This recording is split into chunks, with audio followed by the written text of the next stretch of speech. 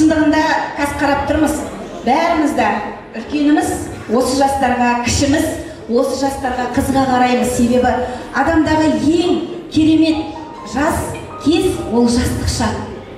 Олай болса, жүрегімнен шыққан бір шумақтарым бар еді.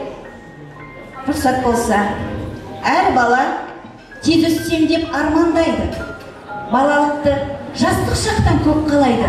Ер бала боз баладай болсам десе, қыз бала бой жетсем деп күн санайды.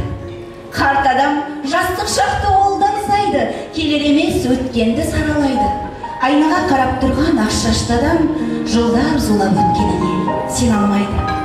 Алайда көңіл шіркін қартаймайды, мойындауға әжімді қаламайды. Әлі де талай белес бағындырар, күш қуатым жетер деп сан тулайды.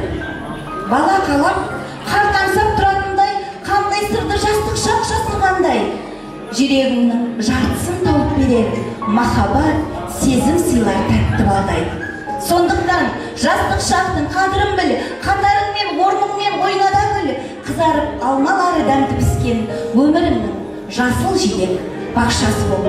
Қуанамын жастық шақ ес үшін, ең әдемі бақшаға келген бүгін. Бір Алладан сұраймын ақ ниетпен, мол бақытқа толсын деп әрбір күнің. Бақытты болыңдар жастар.